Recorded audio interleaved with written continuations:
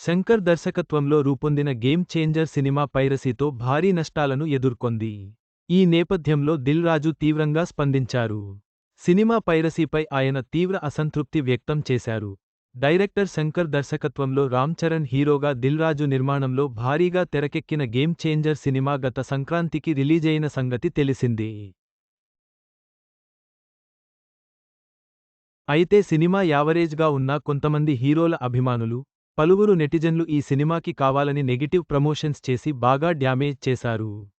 అలాగే కొంతమంది సినిమా రిలీజ్కి ముందే ఫ్లాప్ అని ట్రెండ్ చేసి, సినిమా పైరసీ చేసి లీక్ చేసి భారీ నష్టాన్ని మిగిల్చారు. ఇది సైబర్ క్రైమ్ వరకు కూడా వెళ్ళింది. రిలీజ్కి ముందే సినిమా లీక్ చేశారు. రిలీజ్ అయ్యాక బస్సుల్లో, లోకల్ ఛానల్స్లో సినిమాని వేశారు. దీనిపై దిల్ రాజు బాగా సీరియస్ అయ్యారు. కొంతమంది డబ్బులివ్వకపోతే సినిమాని లీక్ చేస్తామని మూవీ యూనిట్ని బెదిరించినట్టు కూడా వార్తలు వచ్చాయి.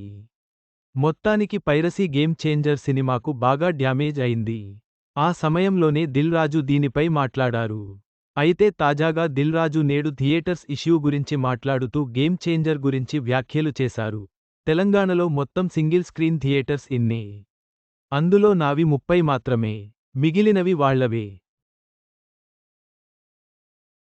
దిల్ రాజు మాట్లాడుతూ, ఒక నిర్మాత ఒక మీడియా ఛానల్లో నా గేమ్ చేంజర్ సినిమాని నేనే పైరసీ చేశాను అని అన్నారు. కొంతమంది అంత నీచంగా బిహేవ్ చేస్తున్నారు. మన ఇంట్లో మనిషిని మనం చంపుకుంటామా? అసలు నా సినిమాని నేను పైరసీ చేస్తానా? అలా చేస్తే నాకే కదా నష్టం అని అన్నారు. ఇండస్ట్రీలో యూనిటీ లేదని చెప్తూ ఈ వ్యాఖ్యలు చేశారు. గేమ్ చేంజర్ గురించి అలా మాట్లాడిన నిర్మాత ఎవరో మాత్రం చెప్పలేదు. పవన్ కళ్యాణ్ తిడితే పడతాం. తప్పేముంది? దిల్ రాజు కామెంట్స్.